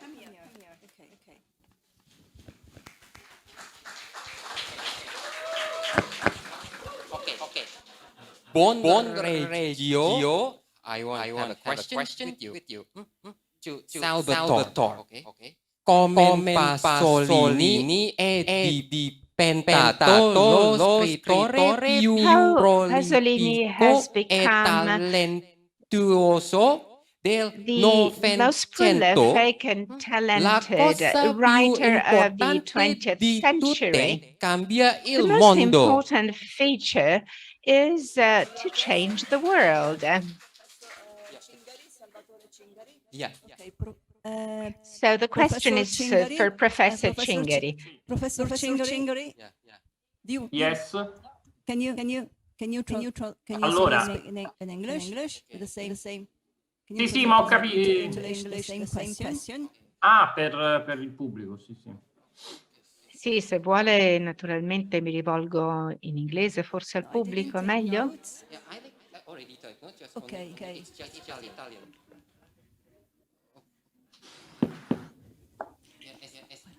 Wait. Translator. Okay. How Pasolini became the most prolific and talented writer of the 20th century. And I want to know, in most important of all, does it change the world? Does it? Salvatore? Sì. Do you? So the question is, does it change the world? So may I answer to your question? Antonella, may I answer this question? So I would like to take this opportunity. So I'd like to take this opportunity to actually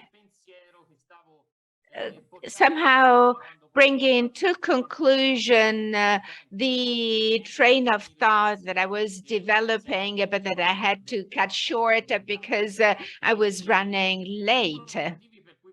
So one of the reasons why Pasolini is so important across the world, and he is well known in Asia and Africa as well, this is precisely for what I was saying earlier on in my presentation, because he realized that the long-haired students in Iran were the sons of the wealthy, not the poor, not the men in the street, because the men in the street in Tehran did not look like those young people with the long hair that were the sons of the rich. And what were they saying? They were stating that they belonged to the Western world, they were free, they were modern. So Pasolini wondered if these young students who are the sons of the wealthy are free, are cosmopolitans, and the Iranian people do not follow that fashion. So why should I side with these young wealthy students and not with the poor? So he decoded this hair fashion.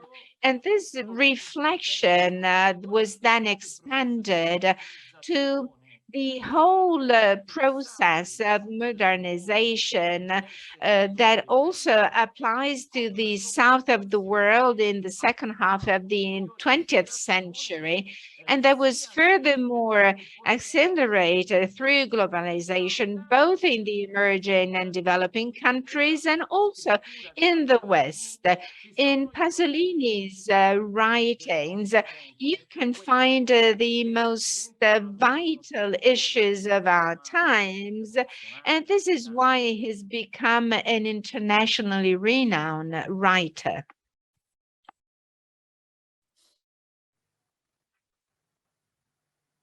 Grazie. Thank you. Thank you.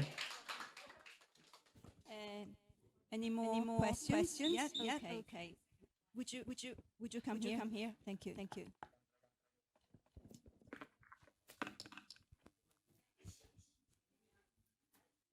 Okay.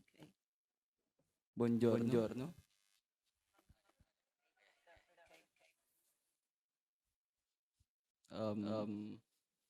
I have a question for Prof. Chingari. Okay. How do you think that a literary work of a poem can be a vehicle to deliver a voice? Thank you. That's my question. Non ho capito bene perché la pronuncia, se vuole ripetere. Could you please repeat your question? Could you please repeat the question? Says Professor Chingari. He was not able to understand the question well. Non ha capito la pronuncia. È arrivato in italiano? La traduzione in italiano?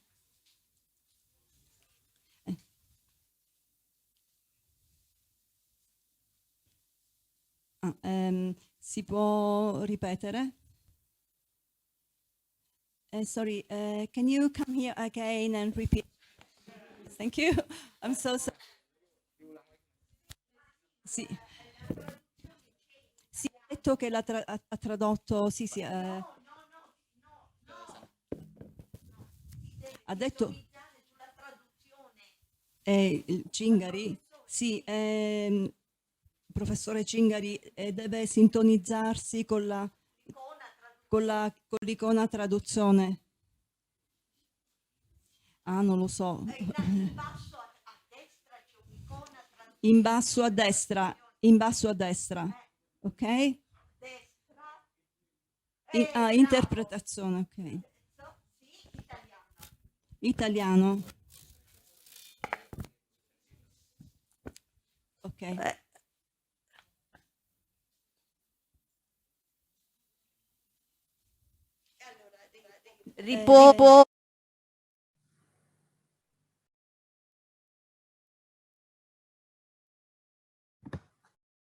dello studente in italiano al professore, grazie.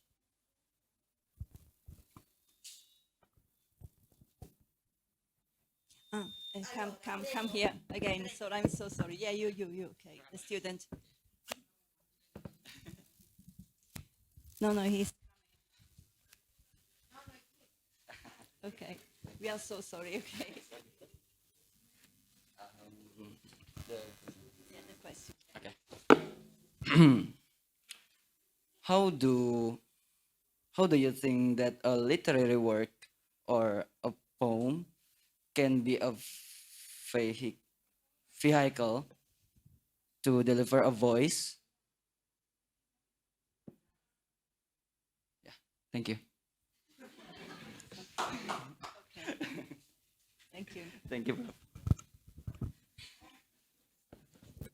Professore Cingari, tocca.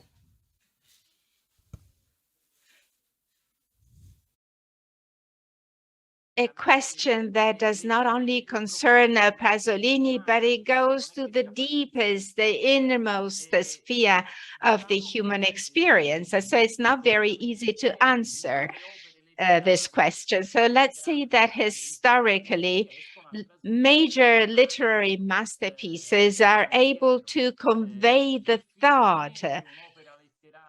It's difficult for a masterpiece that does not succeed in conveying a thought from a philosophical point of view, but also from a political or existential point of view. If this masterpiece does not convey such a thought, then it's hard to be defined masterpiece. A work that is only limited to aesthetics, then of course is unable to convey a voice, but the major literary works can give voice to the thought of their times, making it universal in a way that it may stay alive across time and space. And Pasolini is a classical author because of it, because in his works, in his poems, in his films, we find his own reflection on man, on his time, on this evolving society he was part of. And then he succeeded in conveying all of it in his works in such very important artistic ways. So to actually exalt the reflections that you can find as a common line of thought in his works, from cinema to poems to books. The fundamental issues are very simple. Your question was based on elementary fundamental issues, and my answer cannot but be this. And I hope it meets your question. It satisfies your question. And if I may, I'd like to conclude my presentation by simply saying that in his second feature, Pasolini speaks about advertisement, the slogan, for instance, there would be no other God but me, speaking of a pair of jeans.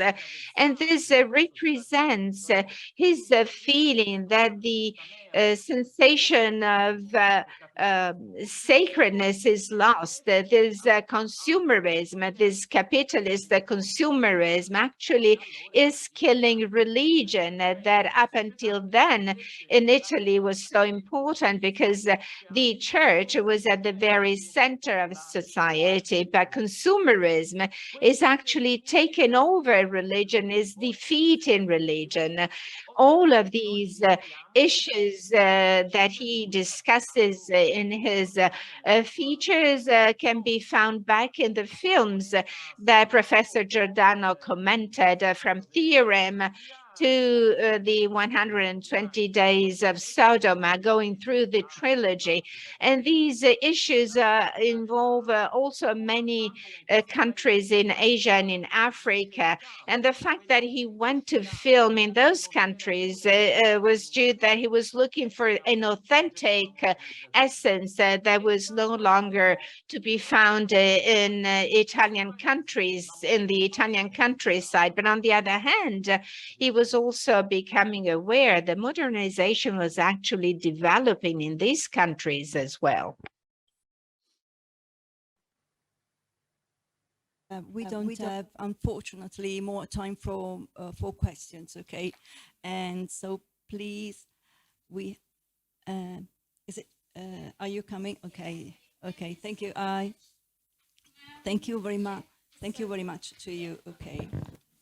Thank you, Antonietta Sireci, for guiding our webinars today. And we are about to end the webinar, but before we ending this webinar, have a gift to, okay. Wait a minute. Wait a minute. Okay, it's okay.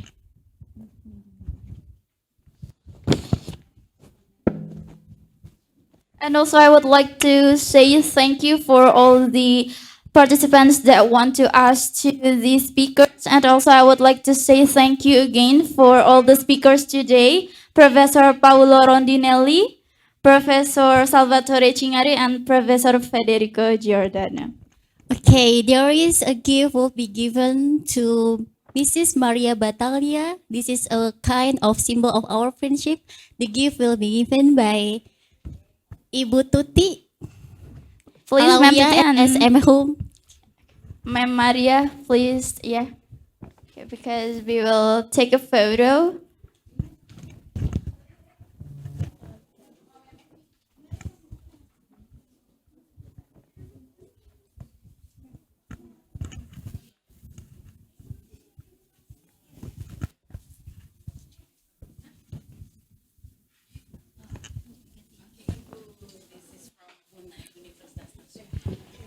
For the please take picture. Okay. Once more. Okay. Okay. Thank you so much, Ma'am Maria and Ma'am Tuti. Yeah. Okay. And then for next gift will be to Mrs. Antonietta Sireci. Thank you for help translate. The gift will be given to Ma'am Ines. May please share.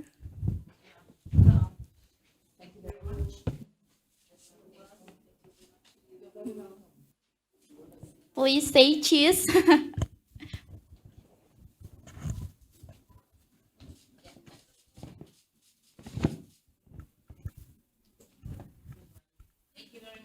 Okay, thank you, ma'am. Thank you. Yes.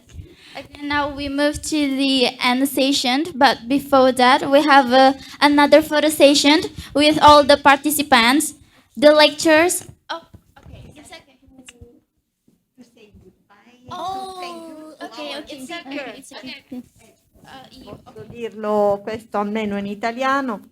E grazie ai nostri ospiti dall'Italia e per le loro veramente esaustive e importanti comunicazioni e informazioni per i nostri studenti. Grazie al professore Cingari, al professor Rondinelli e al professore Giordano. Grazie mille e ai nostri interpreti. Grazie. Buona giornata. Thank you.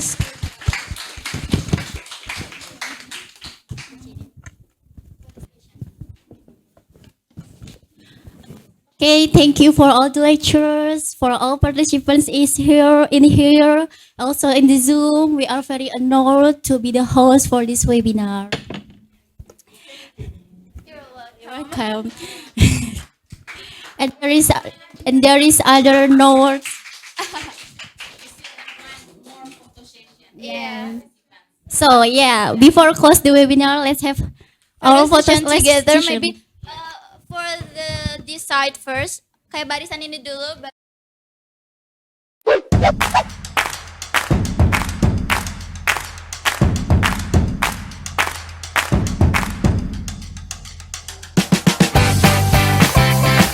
Mi immergo nei libri per scrivere, amo cercare sinonimi e trovare sfumature diverse di significato. Poi le canzoni vengono da sé. L'italiano è già musica.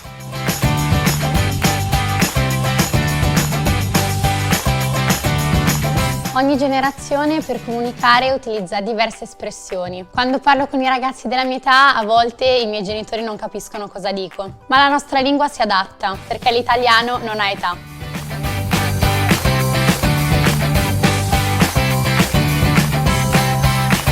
Galileo ha scelto l'italiano per parlare di astronomia. E poi l'italiano è una lingua che fa emozionare, anche quando si parla di scienza. L'italiano dà voce alla scienza.